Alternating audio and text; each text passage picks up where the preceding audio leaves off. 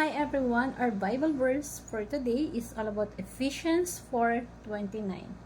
Let no corrupting talk come out of your mouth, but only such as is good for building up, as fits the occasion, that it may give grace to those who hear. So sa Tagalog, anuman ang mga salita ay hindi dapat lumalabas sa iyong bibig, kundi ang mabuting laman para sa ikatitibay ayon sa pangangailangan upang ito ay makapagbigay ng biyaya sa mga nakikinig. So, patuloy po tayo nag-share ng topic about tongue, pakikipag-usap, pagsasalita. This time, kung yung last time, speak to inspire. This time, speak with the point. So, first teaching of the day is talking pointless is just an air pollution. Like Martin Luther, no, sa pamamagitan ng salita, nirally niya yung society tungo sa hustisya, lalo na sa mga Black American. So, when we speak, we have to speak with the point. Pag nagsasalita tayo, laging dapat may puntos. Laging merong meaning. Dapat makahulugan. At di po natin sinasayang yung pagsasalita natin para sa walang katuturan. So, pag nagsasalita tayo, dapat not corrupt talk. Hindi dapat corrupt talk. Hindi dapat yung pag-uusap natin is madumi. Sa halip, nakakabuti, nakakatibay, alam mo yun, nagpapatibay ng kalooban ng kausap mo. Talking pointlessly is just an air pollution. May mga tao na ganun sila magsalita. Yung parang ang hirap pakinggan kasi hindi mo talaga ako alam kung ano yung pinupuntos nila sa buhay. So, talking pointlessly is just an air pollution. So, mas maganda kapag nagsasalita tayo is nakakatulong, hindi nakakasama sa kausap natin. Corrupt talk, mga bulok na the way na pagkikipag-usap. We have to talk na, alam mo yung talking with purpose. Sa isip mo pa lang, alam mo na kung ano yung purpose mo, bakit mo sinasabi yung mga bagay na yun. The moment that you open your mouth, you just have a reasons. Dapat beneficial sa mga taong kausap mo. Talking must have a purpose, may layunin.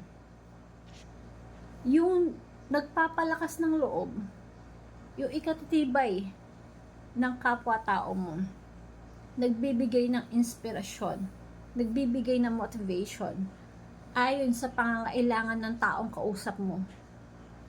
On our part, hindi tayo dapat nagsasalita nang hindi dapat nakakatulong sa kapwa. Talking is meant to benefit to others.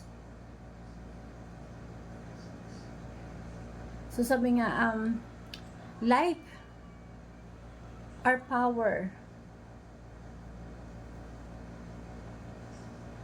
of the tongue. So yung pagsasalita, dapat may benefit. Yung pagsasalita, nagbibigay buhay. That's why it must give grace to those who hear. O ano nilalagay mo sa puso mo, yan ang nilalabas ng iyong bibig. Talking with the Word of God.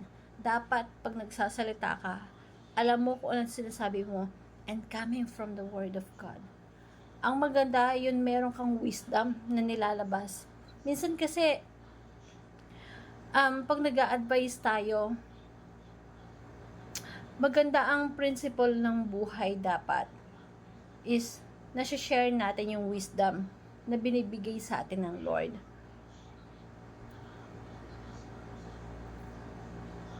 Kung joke man yung sinasabi mo, dapat yung joke mo hindi nakaka-degrade ng pagkatao, hindi malaswa, or hindi nakakabastos. So, maganda, nakakatulong sa tao. Si Lord hindi siya killjoy. Jesus meron ding humor. He is the creator of humor. Kaya nga pag kaya mong pahalakahin o patawanin yung crowd sa yung paligid mo, go ahead. Walang masama doon. Especially if it is helpful, makakatulong, speak the way that is helpful to people. And maganda ma-filter natin yung sinasabi ng bibig natin. Yung sasabihin natin makakatulong, maganda ang kahihinatnan, maganda ang maibibigay sa tao. Kung hindi rin makakatulong sa tao, makakasama, makakasakit, makaka-down sa tao, tiko mo na lang yung bibig mo. Maganda na tanungin natin yung sarili natin, ito bang sasabihin ko na to makakabuti? Ito bang sasabihin ko na to hindi makakasakit? Ito bang sasabihin ko na to makakatulong sa tao? Filter mo kung ano yung sasabihin mo. If the answer is yes, go ahead. You have to, alam mo yun, when you speak,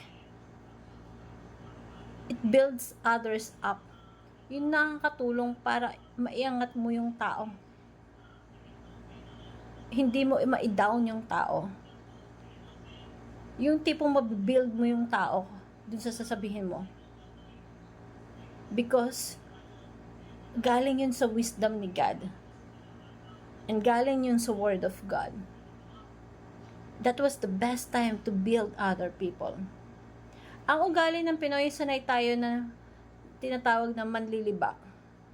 Lahat ng makakapag-bring down sa tao, makakasakit sa tao, makakasama, sinasabi natin. Kasi nasa isip natin, yun yung makakatulong sa kanya. That's not building up other people. When we speak that way, sa tingin mo makakatulong? So when you speak, you have to speak from the Word of God. Paano ba yung mapupuno na yung wisdom, yung bibig natin? Punuin mo yung puso mo ng wisdom ni God. That was the best time na yung mga matatalinong tao, yung mga wise na tao, sila yung mga Christian. Sila yung mga tao na talagang yung wisdom na binibigay nila galing sa Word of God. Yung kaya nilang basahin yung Biblia ayon sa knowledge ni God. Hindi nakadepende sa sarili ng knowledge. Ano ba ang importansya pag nagsasalita tayo? Laging makabuluhan sa buhay natin. Ano ba yung importansya nun? Isipin mo at tanungin mo yung sarili mo. And I want to share this simple prayer. Heavenly Father, thank you for the gift of speech and the power of the words. Help me to guard my tongue and speak with purpose. Teach me to avoid empty of harmful words that do not honor you. Let my words always be helpful, bringing encouragement and hope to those who hear them. Show me how to build others up according to their needs and speak with love and kindness. Lord, make my speech reflections of your grace so that those who listen may be blessed. Maybe the words brings glory to your name. And I pray in Jesus' name, amen. Thank you everyone and God bless.